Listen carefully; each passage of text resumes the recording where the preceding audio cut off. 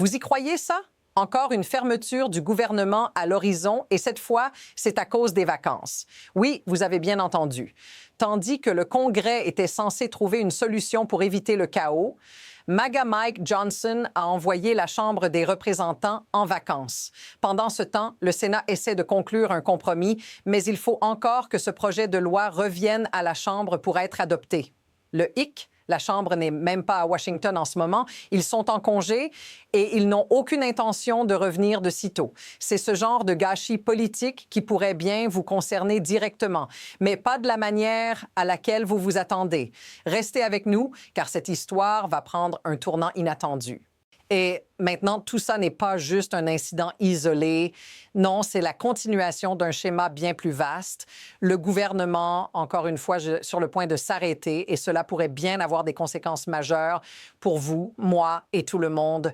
Alors que la Chambre des représentants est en congé, le Sénat, lui, essaie de sauver les meubles en proposant un compromis qui semble loin d'être idéal. Ce compromis, tout le monde le sait, risque de ne pas tenir et c'est là où les choses deviennent vraiment intéressantes.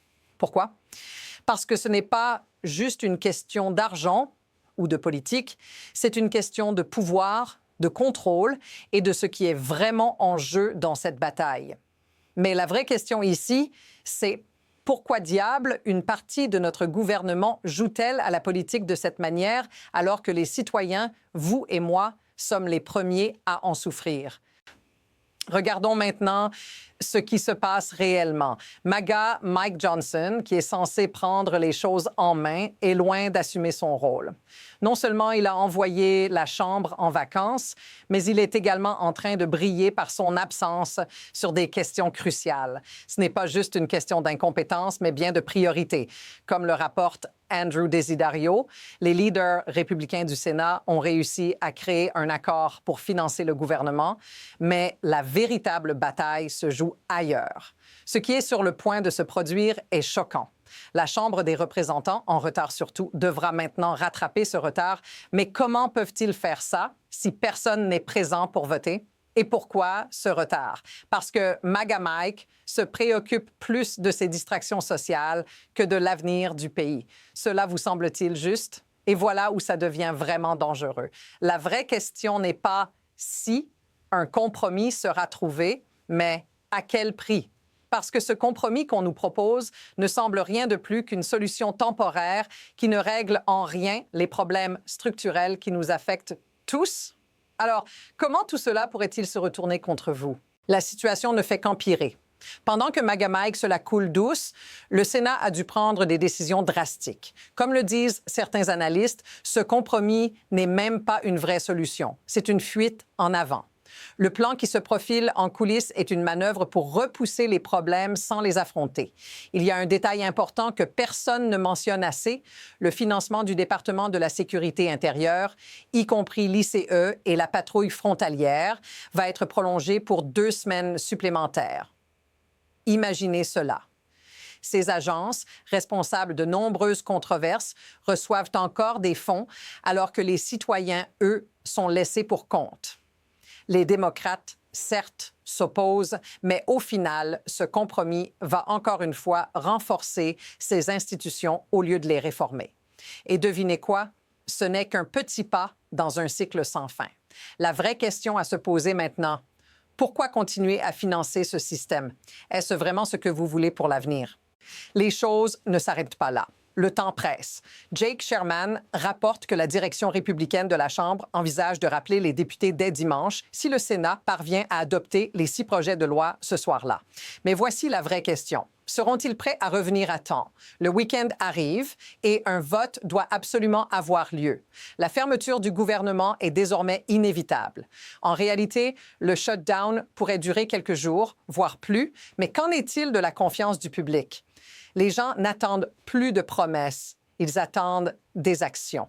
Pendant ce temps, les groupes progressistes comme Move On commencent à diffuser leur opposition au compromis de Schumer et pour de bonnes raisons.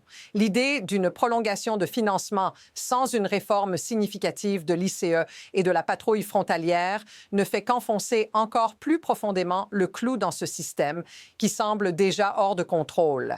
Imaginez l'ampleur de cette crise, des milliards de dollars injectés dans des institutions controversées et personne ne semble vraiment se soucier de l'impact réel sur la vie des citoyens. Comment tout cela peut-il finir? À ce stade, la situation commence à devenir une véritable crise. Alors que certains républicains semblent hésiter, Donald Trump intervient à nouveau. Selon lui, il n'est pas question d'une nouvelle fermeture du gouvernement. Trump met la pression sur les républicains de la Chambre, leur demandant de revenir à Washington, d'approuver ce compromis et de garantir que tout soit financé. Mais et c'est là que ça devient intéressant. Pourquoi Trump insiste-t-il autant pour que ce compromis passe, même si cela signifie soutenir un financement pour l'ICE et la patrouille frontalière? Peut-être est-ce simplement une question de maintien du pouvoir, parce qu'il ne s'agit pas seulement de sauver le gouvernement. Il s'agit aussi de soutenir un système qui lui est favorable. Cette pression constante sur les membres du Congrès pourrait bien être la clé de tout ce qui se joue ici. Et imaginez ça.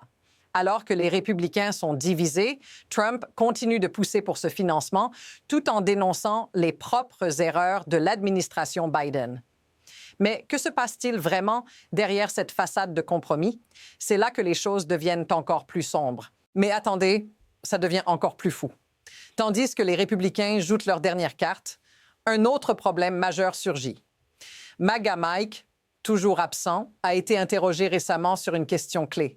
Devrait-il y avoir une enquête indépendante sur ce qui se passe actuellement à Minnesota? Sa réponse: je ne vais pas me prononcer là-dessus. C'est à l'administration de s'en occuper. Attendez une seconde.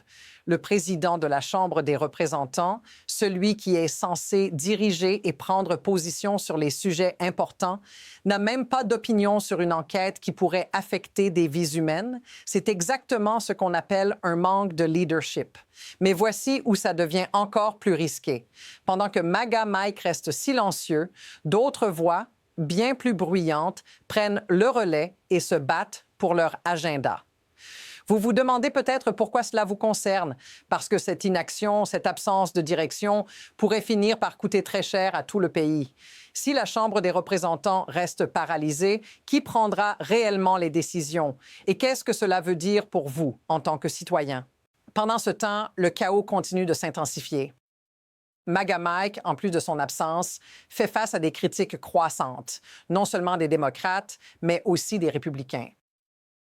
Les choses ne font qu'empirer, car l'incapacité à agir sur des questions cruciales est en train de faire s'effondrer le système. Et voici le tournant que vous ne voyez pas venir. Donald Trump, en train de se préparer pour une nouvelle course présidentielle, commence à affirmer que tout va bien, que l'économie se redresse et que le pays se porte à merveille. Mais comment peut-il dire cela quand des millions de citoyens sont dans l'incertitude? Quand la fermeture du gouvernement pourrait toucher des secteurs vitaux et quand tout le monde, à l'exception des politiciens, semble être pris au piège dans ce jeu de pouvoir? Ce n'est pas un simple désaccord sur la politique, c'est un affrontement qui pourrait redéfinir la démocratie telle que nous la connaissions. Car à force de dire que tout va bien, on finit par ignorer les réalités qui frappent le peuple. Et maintenant, on touche du doigt l'essentiel, les conséquences de tout ça. C'est une réalité difficile à ignorer. Alors que les politiciens continuent de se chamailler et de repousser les décisions, ce sont les citoyens qui en paient le prix. Que se passe-t-il lorsque la situation devient insupportable, quand les décisions tardent et que les compromis se transforment en échappatoires? Ce sont des millions de familles qui doivent faire face à des coupes budgétaires, des délais d'attente interminables et une instabilité qui ne cesse de croître. Mais ce n'est pas seulement une question de politique, c'est une question de vie réelle. Si vous vous êtes déjà retrouvé à jongler avec des comptes en retard, à vous inquiéter des services publics ou à essayer de survivre dans un système qui semble ignorer vos besoins, vous savez exactement de quoi je parle.